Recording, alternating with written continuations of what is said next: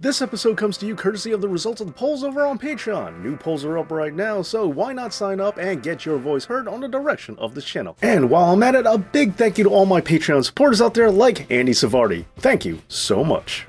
So this episode is going to be my breakdown on 5 title belt designs that I absolutely love, and 5 that I think are absolutely grotesque.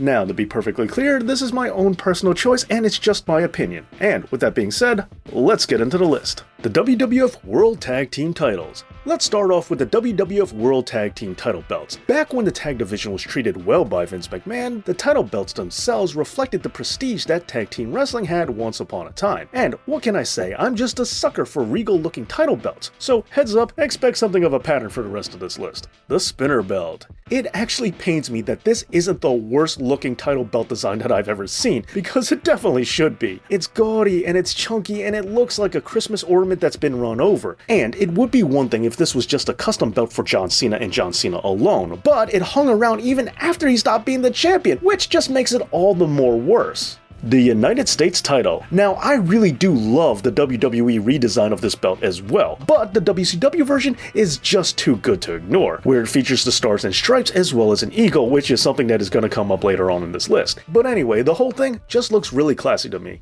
The Mid-South North American title. Oh, how I detest this look. It's almost as terrible to look at as it is to try and say Mid-South North in the same sentence. But I'm sorry, the biggest problem here is that I like my center plates being rounder and wider, and not the narrower squished in feeling that this belt has. But when you take that idea and partner it up with some gigantic side plates that make this look like a 3-page fold-out golden pamphlet, well, you just have the worst ever narrow center plate design that I could find. The Big Gold Belt. Well, it may not be the case anymore. During the 90s boom, one feature that I always appreciated about WCW's Big Gold Belt was that, well, it was big, and bigger than WWF's main title. However, my only issue with it is the other part of the belt's description, the gold part. Now, yes, a title belt should always be gold, but I feel that in this case, there's just a little too much of it. Now, if only it had a little bit of dark contrast to it. Oh wait, maybe that's why I always thought it looked cooler when Hollywood Hogan spray painted it. The original WWF World Championship.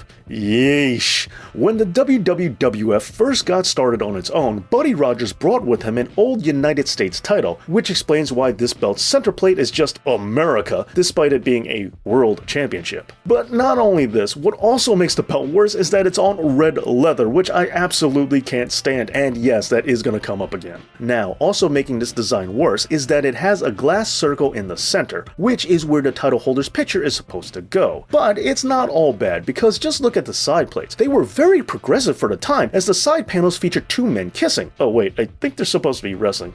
Tomato tomato. The Golden Eagle. So now we're down to my second favorite title belt ever. If only it was slightly bigger, it would claim the top spot. The Golden Eagle, or the Winged Eagle as it's sometimes called, is a wonderful design. I just love how prestigious it feels, and I even like the font they use for the word world. Its look isn't too simplistic, but it isn't overly complicated either. And by the way, early ECW titles had a bad habit of ripping off old WWF title designs in appearance, so just to be clear, I'm not counting any knockoff title belts here, because if I did, there would only be about 2 designs and all of their regurgitations for this entire list. The WWE Universal title, while it was on Raw specifically. First off, I just hate the shape of this centerpiece and the fact that it's just a big WWE logo. It just looks like a toy. And while the WWE Championship did look like this first, the Universal belt steals this one by being even uglier with a red leather strap that just makes it look like a gigantic piece of fruit leather. The WWF Intercontinental Championship. And my favorite title belt design of all time, the WWF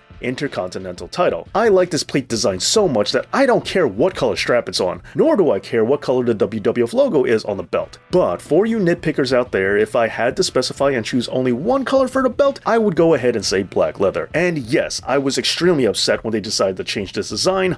Both times. And the worst looking title belt design of all time, the old NWA World title. Now, 10 pounds of gold this is not. I wonder if this belt even weighs 2 pounds just looking at it, since I have the feeling I've had steaks bigger than this. I'm sure I've seen normal belt buckles in Texas larger than this. It's like this belt is another belt's child, or that this belt is what you feed to an Intercontinental title in order to turn it into a world title, or that someone messed up and that this belt is just all side panels. Alright, enough riffing, I think I got my point across. Oh wait, no, it's like this belt is just one step above being a mayor's sash, but yet one step below being a really nice eye patch. Alright, now I'm good, I promise. The point of the matter is, I hate this belt. Well, there you go, 5 of my favorite title designs and 5 of my least favorite title designs. But what are some of yours? Let me know down in the comments. Thanks so much for watching, and as always, Dave knows.